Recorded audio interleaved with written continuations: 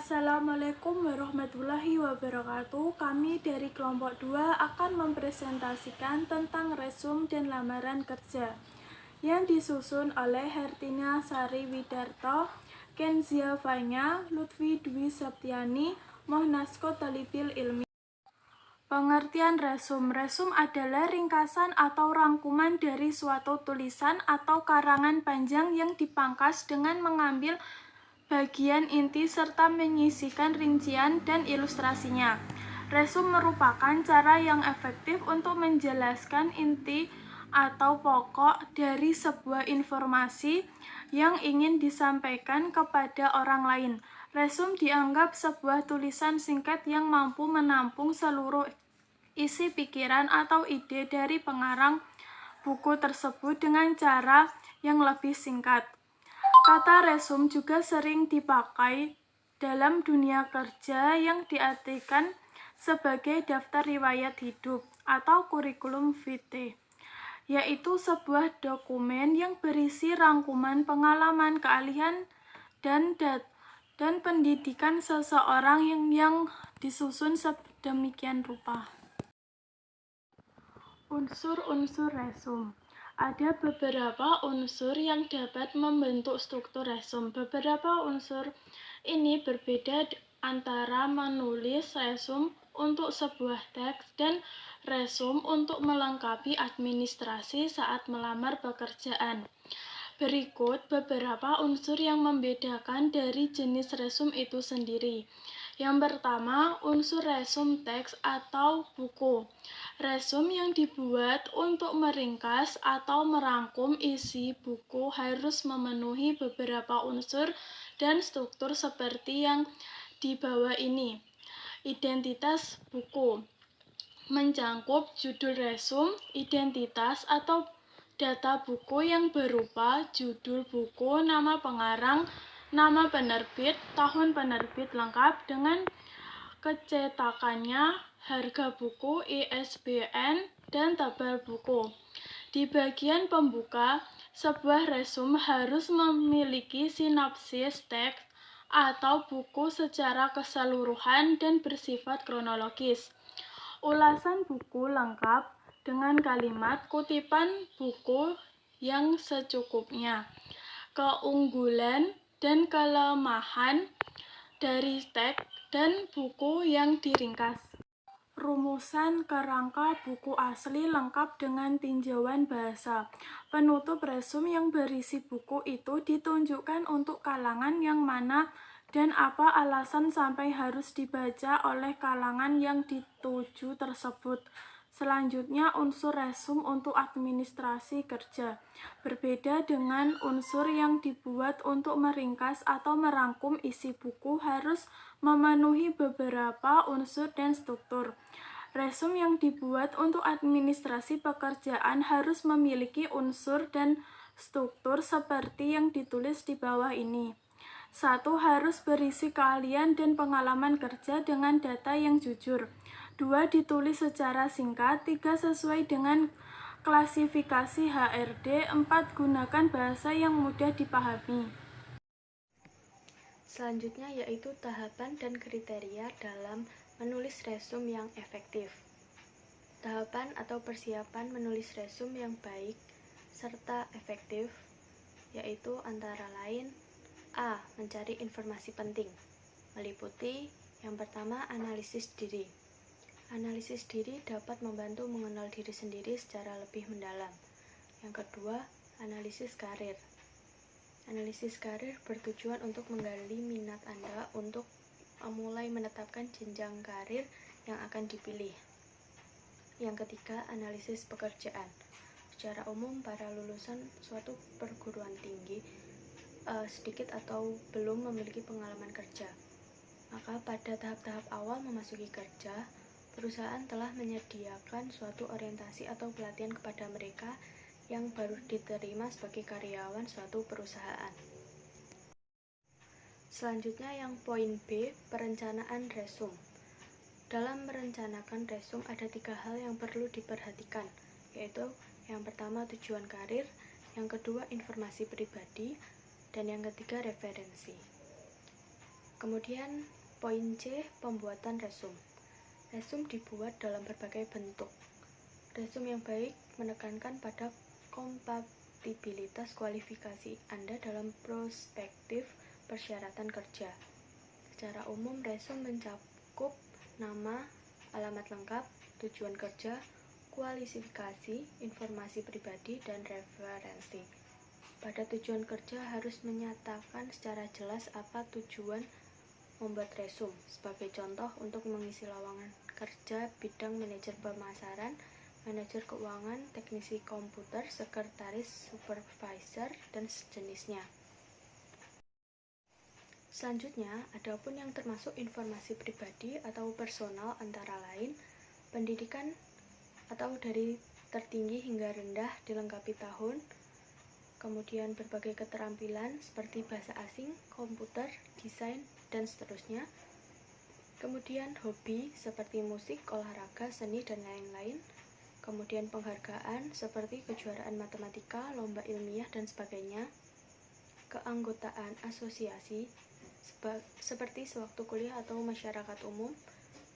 Usahakan informasi terrelevan dengan jenis pekerjaan yang diharapkan. Kriteria resume efektif.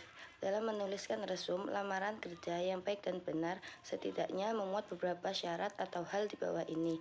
Di antaranya, yang pertama, neatness atau kerapian.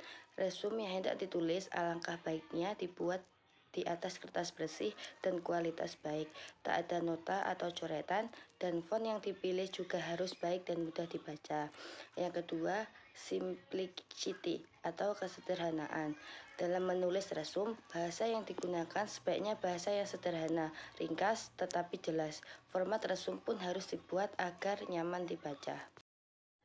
Yang ketiga, accuracy atau keakuratan. Informasi yang dicantumkan dalam resume haruslah akurat, sesuai fakta, dan dapat dibuktikan kebenarannya. Yang keempat, honesty, kejujuran. Informasi yang dipaparkan dalam resume ialah fakta, tidak mengarang. Contohnya, jujur dalam mencantumkan status pernikahan, umur, latar pendidikan, pengalaman, dan sebagainya. Karena seperti yang sudah dijelaskan sebelumnya, janganlah mencantumkan kebohongan dalam menulis resume. Penyusunan lamaran kerja. Surat lamaran pekerjaan adalah surat dari seseorang yang memerlukan pekerjaan atau pelamar kepada orang atau pejabat suatu organisasi atau lembaga yang dapat memberikan pekerjaan atau jabatan. Surat lamaran pekerjaan dapat juga didefinisikan sebagai surat dari calon karyawan kepada calon majikan yang berisi permintaan agar calon karyawan diberi pekerjaan oleh calon majikan. Untuk kedua kondisi tersebut, di atas dapat dibuat dua model surat lamaran pekerjaan sebagai berikut ini. Yang pertama, surat lamaran pekerjaan yang digabungkan dengan riwayat hidup atau kurikulum vitae. Dalam model ini, riwayat hidup merupakan isi surat karena isinya berupa gabungan surat lamaran pekerjaan dengan riwayat hidup. Model ini juga dapat disebut model gabungan. Yang kedua, surat lamaran pekerjaan yang terpisah dari riwayat hidup.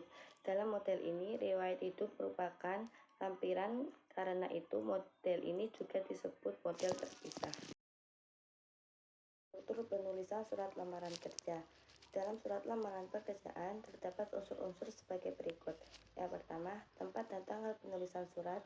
Yang kedua, kepada yang terhormat, nama orang beserta gelar dan jabatannya atau perusahaan yang dituju, alamat lengkap perusahaan.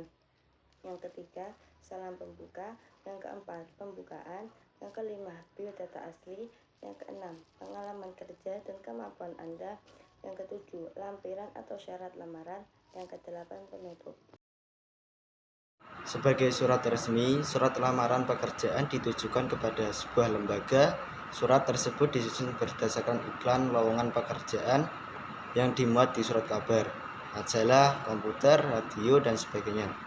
Surat lamaran pekerjaan dapat pula dibuat berdasarkan inisiatif atau kemauan sendiri si pelamar. Surat lamaran pekerjaan ditulis tangan di atas kertas bermaterai. Selain itu, perlu dilampiri data pendukung umum dan khusus seperti nama bagian A, pendukung umum antara lain 1. Fotokopi sah ijazah atau surat tanda tamat belajar terakhir atau sejenis. 2. Pas foto ukuran 3x4 atau 4x6. 3. Surat keterangan catatan kepolisian atau SKCK dari kepolisian setempat. 4. Daftar riwayat hidup. B. Pendukung khusus, yaitu sebagaimana dipersyaratkan dalam iklan lowongan seperti 1. Sertifikat kursus komputer. 2. Sertifikat terampil bahasa Inggris atau aktif. 3. Surat izin mengemudi atau SIM. 4. Surat persetujuan dari orang tua. 5. Surat keterangan pengalaman kerja. Selanjutnya, hal-hal yang perlu diperhatikan dalam menulis lamaran kerja, yaitu tips bagi pelamar kerja agar surat lamarannya dapat diterima dengan baik.